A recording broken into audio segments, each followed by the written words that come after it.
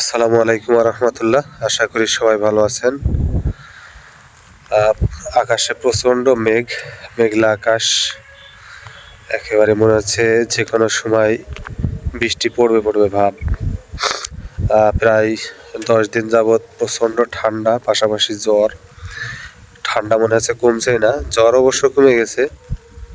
আসলে আমি আপনাদেরকে আজকে যেটা বলতে চাচ্ছি, বেশ কয়েকদিন যাবৎ চরে যাওয়া হচ্ছে না, শরীর খারাপ অনেকটা। আর চরে গেলে প্রচণ্ড এনার্জি লাগে, কারণ চরের যে জীবনটা হচ্ছে এনার্জেটিক জীবন, ওখানে দুর্বল থাকলে সমস্যা। তো আমি আপনাদেরকে যেটা বলতে চাচ্ছি, অনেকে আমার ভিডিওর কমেন্ট বক্সে আমার মোবাইল নাম্বার চেয়ে থাকে। তো আপনারা যারা আমার ভিডিও দেখেন তারা অবশ্যই আমার সম্মানের ব্যক্তিত্ব, আমি তাদেরকে প্রচণ্ড রকমের ভালোবাসি। কারণ আপনারা আমার ভিডিও দেখেন এবং সুন্দর সুন্দর কমেন্ট করেন। তো একটা বিষয় কি, আমি সব ধরনের কমেন্টের উত্তর দেওয়ার চেষ্টা করি, কিন্তু বেশিরভাগ যারা নাম্বার চাই এই ধরনের কমেন্টগুলোকে আমি এড়িয়ে চলার চেষ্টা করি। তো এই ক্ষেত্রে আমি আজকে এই বিষয়টা ক্লিয়ার করার জন্যই মূলত এই ভিডিওটা করা। তো আমি ইউটিউবে আমার আছে বেশি দিন হয় নাই, আমি অল্প কিছুদিন শুরু করছি ইউটিউব। তবে আলহামদুলিল্লাহ আল্লাহ পাকের ইচ্ছায় মনিটাইজেশন অন হয়েছে, কিন্তু এখনো পর্যন্ত আমি কোনো ইনকামের মুখ দেখি নাই। আর সবচেয়ে বড় কথা হচ্ছে কি, আমি একটা পেশার মধ্যে আছি, আমার পেশাগত কাজে ব্যস্ত থাকা লাগে, যার কারণে আমি আছি, আপনারা খেয়াল করলে বুঝবেন যে আমি কিন্তু প্রতিদিন খুব ভালো ভালো ভিডিও দিতে পারি না।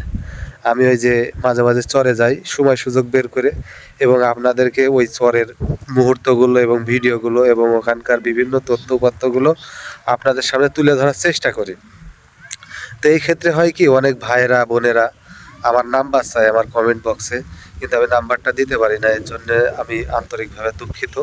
কারণ কি, আমি যেহেতু একটা পেশার মধ্যে আছি, আপনাদেরকে আমি নাম্বারও দিলাম কিন্তু ফোন উঠালাম না, এটা কিন্তু খুবই খারাপ হয়। আর আপনারা দেখা যাচ্ছে কি আমাকে কমেন্ট করলেন, আমি আধা ঘন্টা পরে 1 ঘন্টা পরে আমি ফ্রি হয়ে আমি ওই কমেন্টটার যে ওই সংশ্লিষ্ট উত্তরটা কিন্তু আপনাদেরকে আমি দিতে পারি। কিন্তু আপনারা ফোন দিলেন, আপনি তো আর আমাকে ফোন দিয়ে 1 ঘন্টা 2 ঘন্টা অপেক্ষা করবেন না, 5 ঘন্টা অপেক্ষা করবেন না।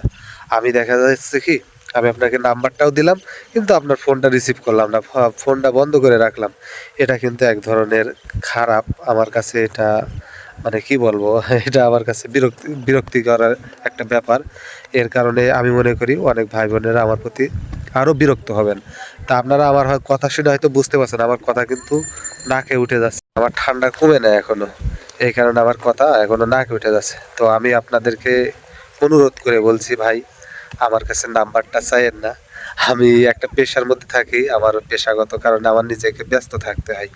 তো সেই ক্ষেত্রে আমি যদি আপনাদেরকে নাম্বার দিই, আপনাদের সাথে যদি আমি ফোনে কথা বলতে যাই, অনেক ক্ষেত্রে আপনাদেরকে আমার এড়িয়ে চলা লাগবে, আপনাদের ফোন রিসিভ করবো না, তখন আপনারা কিন্তু আমাকে আরও বেশি ভুল বুঝবেন।